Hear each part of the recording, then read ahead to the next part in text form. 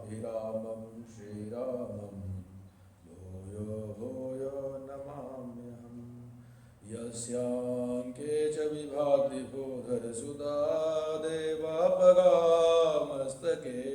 भाले बालविधुर्गले च करलं यस्योरसि व्यालराट् सोऽयं भूतविभूषणः सुरवरः सर्वाधिपः सर्वदा सर्वः सर्वगतः शिवः शशिनिभः त्रिशङ्करः पातु माम्।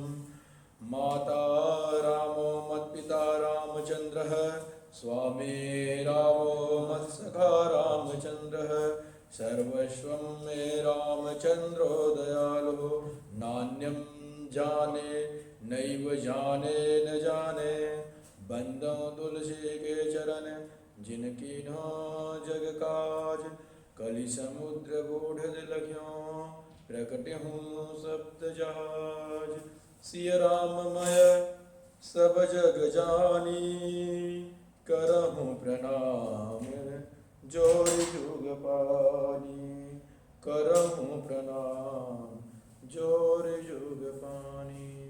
पूर्वात् पूर्व अनंत अनंत कोटि ब्रह्मांड नायक अकारण करुणा वर्णालय परम पिता जगदीश्वर भगवान श्री राघव जी के चरणों में कोटि से दंडवत प्रणाम। तदुपरांत परम वंदनीय नित्य वंदनीय प्रातः स्मरणीय परम पूज्य श्रद्धेय गुरुदेव महाराज जी के चरणों में प्रणाम। समुपस्थित नित्य निरंतर गीता जैसे ग्रंथ का ज्ञान कराने वाले गुरुदेव को मेरा साष्टांग दंडवत प्रणाम। समुपस्थित सभी को राधे राधे, जय श्री कृष्ण। हम सभी कथा में प्रवेश करें उससे पूर्व 2 बार हरिनाम संकीर्तन तत्पश्चात कथा को श्रवण करेंगे। आइए। राजा राम राम राम राजा राम राम राम राजा राम राम राम राजा राम राम राम राजा राम राम राम राजा राम राम राम सीता राम राम राम सीता राम राम राम सीता राम राम राम सीता राम राम राम सीता राम राम राम सीता राम राम राम सीता राम राम राम सीता राम राम राम। बोलिए श्यावर रामचंद्र भगवान की जय हो, शंकर भगवान की जय हो, हनुमान जी महाराज की जय हो, हर हर महादेव।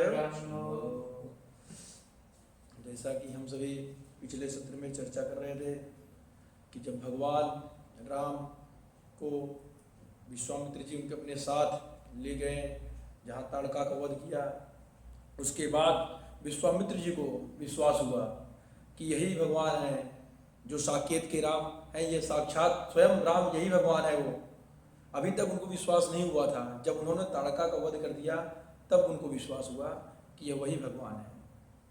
और तब विश्वामित्र जी ने उनको विद्यानिधि को विद्या दी थी, जो स्वयं सारे विद्याओं से संपन्न हैं, जो सभी को विद्या देने वाले हैं, ऐसे भगवान को विश्वामित्र जी ने विद्या दी।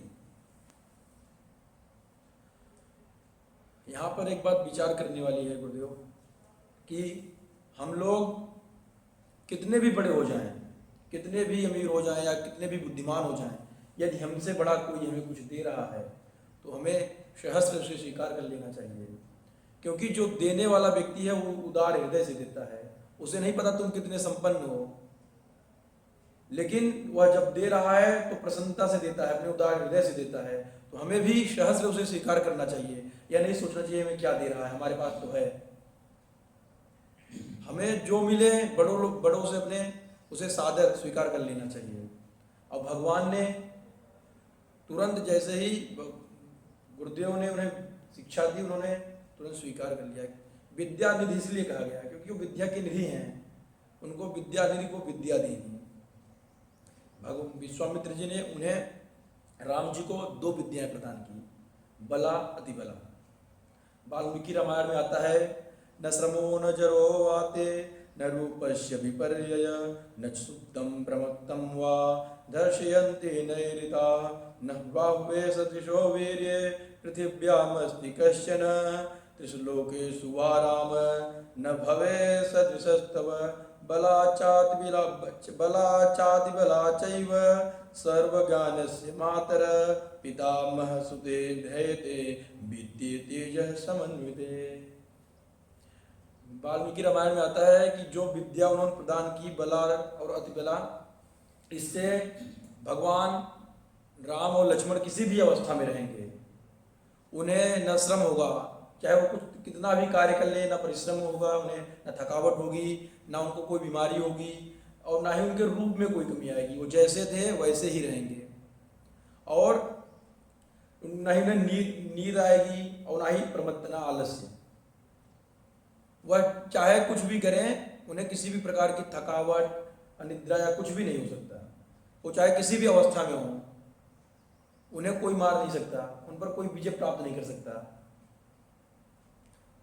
वो चाहे भले ही सतर्क ना रहे, उन पर कोई आक्रमण भी कर दे, तो भी वो उस विद्या के माध्यम से उन्हें कोई जीत नहीं सकता, उन पर कोई हानि नहीं हो सकती। ऐसी विद्या प्रदान की। और कहते हैं कि सदृशो वीर्य, मतलब उनका जो तेज है वह भी नहीं नष्ट होने वाला, चाहे वो कुछ खाएं ना खाएं, जैसा उनका तेज है, रूप है, वैसा ही बना रहेगा।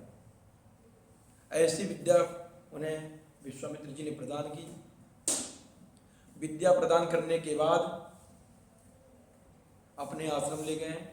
आश्रम में कंद मूल फल भोजन दीन भगत हित जान, उन्हें जो भी आश्रम में था फल फूल, वो उन्हें भगवान को समर्पित करके, अपनी भक्ति समझकर भगवान को समर्पित किया।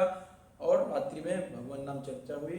उसके बाद तत्पश्चात जब प्रातः काल हुआ, तब भगवान ने गुरुदेव से प्रार्थना किया, कहा गुरुदेव, आप जिस कार्य के लिए मुझे यहाँ लाए हैं, आप वह कार्य प्रारंभ कीजिए। आप मुझे यज्ञ की रक्षा के लिए लाए हैं, आप यज्ञ प्रारंभ कीजिए। मैं और लक्ष्मण दोनों मिलकर राक्षसों का अंत कर देंगे, अगर वो लोग आएंगे। भगवान ने ऐसा आश्वासन दिया गुरुदेव को, और गुरुदेव ने यज्ञ को प्रारंभ किया। यज्ञ प्रारंभ हुआ, जैसे ही यज्ञ का धुआं आकाश में उठा, वैसे ही मारीच और सुबाहु दोनों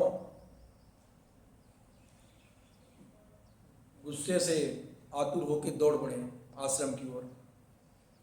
आश्रम पहुंचे। आश्रम की ओर पहुंच ही रहे थे कि भगवान की दृष्टि पड़ी मारीच पर, और जैसे ही दृष्टि पड़ी मारीच पर, तो भगवान तो सब कुछ जानने वाले हैं, वह समझ जाते हैं कि वही मारीच है जो सीता हरण के समय काम आएगा। यदि मैं इसका वध कर दूंगा तो सीता हरण और जो माया है ये पूरी कैसे होगी, जो लीला है। भगवान सब कुछ जानते थे, इसलिए और सबसे आगे मारीच ही चल भी रहा था। भगवान और किसी को मार भी नहीं सकते थे।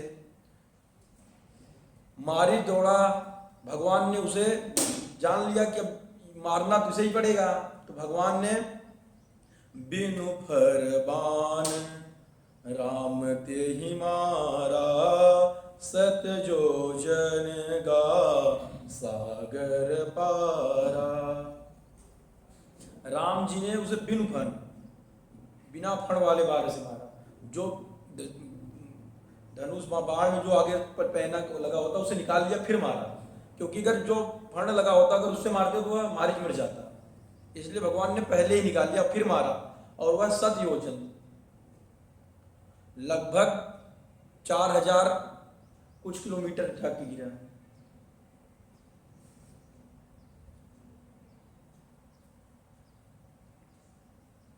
भगवान ने मारा। अब कुछ लोग कहेंगे कि भगवान तो माया रूप में थे, तो भगवान कैसे जान गए? भगवान भले ही माया रूप में थे, वो जानते सब थे।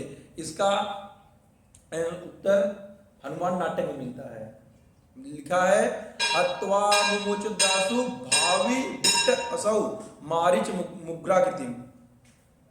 कि जो भविष्य में होने वाला है भगवान उसको तुरंत भावे विट्टसव, उसको भगवान ने तुरंत जान लिया और मारीच को मारा, लेकिन मारा नहीं। हत्वा मुमुच अदाशु मतलब मार के छोड़ दिया, जान से नहीं मारा।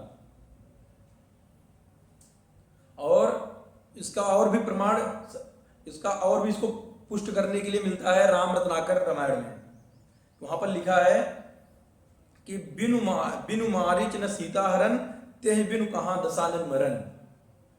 क्योंकि जब तक मारिच है नहीं रहेगा, मगर मारिच मारा जाएगा तो सीता हरण कैसे होगा, और अगर सीता हरण नहीं हुआ तो दशानन मरण कैसे होगा। यह राम रत्नाकर रामायण में लिखी हुई है स्पष्ट। और जब मारी के आगे आगे चल रहा था तो देवता लोग आश्चर्य में पड़ गए थे कि यदि भगवान इसे मार देंगे तो हम लोगों को क्या होगा, तो सीता हरण होगा ही नहीं। तब देवता लोग भय से कांप गए, और भगवान तो ऐसे भी सबके भय को दूर करने वाले हैं। भगवान त्रिकालदर्शी हैं, वो समझ गए देवताओं की कि देवता इस समय भय में हैं, तो उन्होंने देवताओं को भय का नाश किया और मारीच को बिनु फण बाण राम ते ही मारा। बिना फण वाले बाण से राम ने उसे मारा और वह 7 योजन दूर जाके गिरा। इसके बाद पीछे पीछे भाई सुबाहु दौड़े आ रहे थे। जैसे देखा भाई गायब, वैसे उन्हें और क्रोध आया, और जैसे ही वह राम के करीब पहुंचे, पास पहुंचे, वैसे ही पावक सर सुबाहु पुण्य मारा, अनुज निशाचर कटुक संहारा। पावक सर, एक को बिनु फण का मारा, एक को आग लगा के जलते हुए अग्नि बाण से मार दिया, भस्म कर दिया तुरंत सुबाहु को। क्योंकि जो राम का नहीं वो किसी काम का नहीं, जो राम के काम नहीं आएगा वो किसी काम का नहीं है। भगवान जानते थे मेरे काम का नहीं है, इसका अंत जरूरी है। और यह सच भी है कि जो लोग हम कोई भी हो, हम हो कोई भी हो, यदि भगवान का नहीं है तो वह इस धरती पर बोझ है। वह मनुष्य रूपेण मृगाश्चरन्ति, वह मनुष्य के रूप में मृग है। जो मनुष्य तो है और भगवान का नाम नहीं ले रहा है तो उसका कोई मोल नहीं है जीवन का। हम सभी को भगवान का संकीर्तन नाम जप करना चाहिए। और सुबाहु तो इसीलिए मारा गया क्योंकि वह निशाचर था और भगवान के काम भी आने वाला नहीं था, इसलिए भगवान ने उसे सर पावक सर मतलब अग्निबाण से मार दिया। और लक्ष्मण जी ने, जो छोटे भाई राम भगवान के हैं, उन्होंने पूरे उनके समाज का अंत किया। जब अंत हुआ तो देवता प्रसन्न हुए। देवता तो वैसे भी हमेशा अपनी खुशी चाहते हैं। देवता प्रसन्न होकर भगवान के ऊपर पुष्प वर्षा करने लगे। बोलिए सियावर रामचंद्र भगवान की जय। पुष्प वर्षा हुई, सब देवता और मुनि दोनों निर्भय हो गए। अब प्रभु कुछ दिन तक सिद्धाश्रम में रहे। यहाँ पर भी प्रश्न उठता है, कुछ लोग कहते हैं कि गोस्वामी जी ने लिखा है कि कुछ कछु दिवस, लेकिन बाल अध्यात्म रामायण में आता है पुराण वाक्य मधुर निर्णाय दिवस त्रयम चतुर्थे हनि संप्राप्ते कौशुको राम ब्रवीत, कि वहां पर दिवस त्रय मतलब 3 दिन रुके, पुराणों की कथा सुनते हुए, मधुर अच्छे अच्छे भगवान नाम संकीर्तन करते हुए 3 दिन रुके। अध्यात्म रामायण में आता है। वाल्मीकि रामायण में आता है 2 दिन रुके। बाकी अन्य कहीं कहीं आता है, कहीं 7 दिन आता है, कहीं 10 दिन आता है, लेकिन गोस्वामी जी ने लिखा है कछु दिवस। तो यहाँ पर सबसे उत्तम माना जाता है कि कछु दिवस, इसमें सब आ जाते हैं। कुछ दिन में 2 भी आ जाएगा, 5 भी आ जाएगा, 10 भी आ जाएगा, इसलिए विद्वानों ने कुछ दिन को ही लिया। और उसके बाद रामब्रवीत, कौशिको रामब्रवीत, जो विश्वामित्र जी थे, उन्होंने राम से बोला, क्या कहा कि राम तुम जिस कार्य के लिए आए थे वह कार्य तो सिद्ध हो गया। तुम जिस यज्ञ की रक्षा के लिए आए थे उस यज्ञ की रक्षा तो हो गई, परंतु राम जनकपुर में वहां के राजा जनक एक बहुत विशाल यज्ञ की तैयारी कर रहे हैं। यदि तुम चाहो तो उस यज्ञ में भाग ले सकते हो।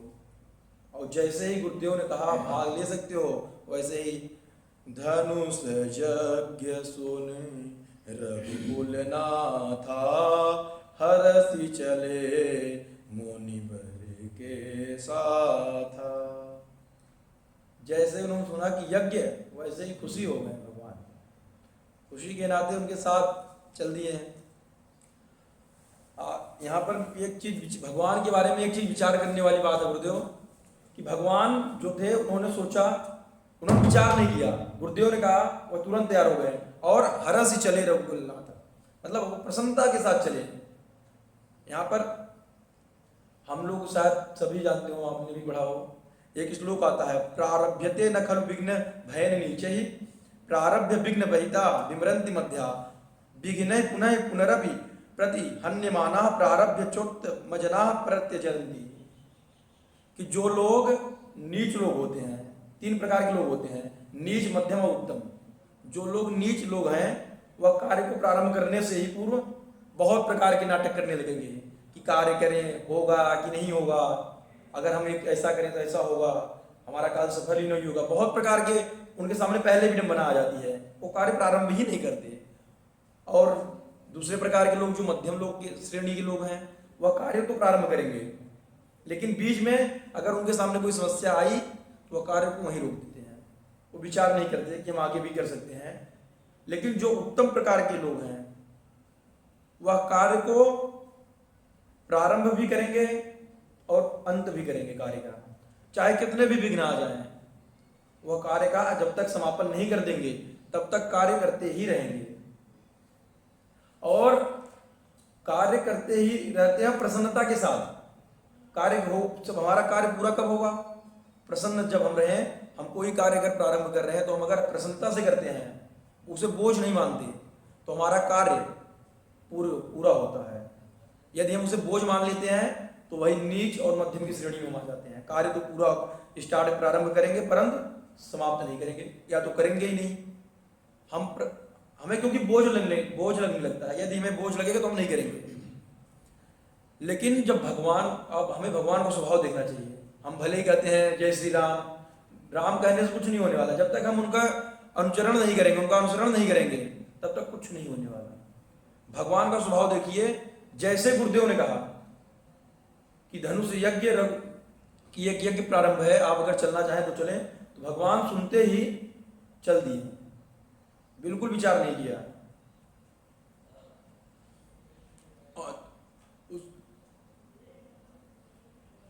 जैसे भगवान चले तो उन्होंने कुछ दूर चलने के बाद अपने गुरुदेव के साथ जब चले, उन्होंने एक आश्रम देखा। आश्रम एक दीप मगमाही, खग मृग जीव जंतु तरनाही, पूछा मुनि है शिला प्रभु देखी, सखल कथा मुनि कहा विशेषी। जब भगवान वहाँ से जब गुरुदेव के पास से चर्चा हुई और गुरुदेव ने कहा कि यज्ञ है, वहाँ से जब चले दोनों जनकपुर के लिए, तो रास्ते में उन्हें एक शिला दिखाई पड़ी, एक आश्रम दिखाई पड़ा जहाँ पर कोई नहीं था, जहाँ पर हिरण, वो आश्रमों में देखा जाता है कि अधिकतर हिरण रहते हैं, परंतु वहाँ पर कोई हिरण या कोई व्यक्ति, वहाँ पर केवल लताएं थी और एक शिला थी। जब भगवान ने देखा तो भगवान ने गुरुदेव से पूछ लिया, गुरुदेव कौन है ये किसका आश्रम है, आप कोई नहीं है। जब गुरुदेव से पूछा तो गुरुदेव ने कहा, राम यहाँ से तो लाखों लोग गुजरते हैं, दिन में हजारों लोग गुजरते हैं, परंतु किसी की नजर इस पर नहीं जाती, तुम्हारी नजर क्यों गई? भगवान ने कहा गुरुदेव स्वभाव, ये मेरा स्वभाव है कि जिस पर किसी की नजर नहीं जाती उस पर मेरी नजर जाती है। क्योंकि भगवान हमेशा कल्याण, भगवान तो सर्वदा कल्याण करने वाले हैं। जहां पर किसी की नजर नहीं होती वहां भगवान की नजर होती है, इसलिए भगवान की नजर पड़ी। और जब पढ़ी तो गुरुदेव ने बताया, सारी कथा कही कि ऐसा है। गुरुदेव कहते हैं गौतम नारी साप बस उपल देह धरि धीर, चल चरण कमल रज चाहती, कृपा करहु रघुवीर। गुरुदेव भगवान कहें कि यह गौतम ऋषि की पत्नी है, इन्हें श्रापवश एक शिला की हो गई है और यह आपके चरण के रज चाहती हैं, आपके चरण का स्पर्श चाहती हैं। यदि आप इन्हें स्पर्श कर देंगे तो यह फिर से अपने रूप में आ जाएंगी। वहां भगवान स्पर्श करते हैं और देखिए गोस्वामी जी ने यहाँ पर लिखा है कि सकल कथा मुनि कहा विशेषी, बाकी कुछ भी नहीं लिखा, केवल इतना लिख दिया कि सारी कथा मुनि मतलब विश्वामित्र जी ने कह दिया। अर्थात मतलब गोस्वामी जी चाहते हैं या तो चाहते थे कि जो लोग अच्छे लोग हैं या कोई हमारी बात से किसी को पीड़ा हो, किसी के चरित्र पर दाग लगे, हमें ऐसी बातें नहीं कहनी चाहिए। और हम जो कथा गौतम ऋषि की है उनकी कथा वहां पर गोस्वामी जी ने नहीं कही, और जो भी कथा है हम सब जानते हैं।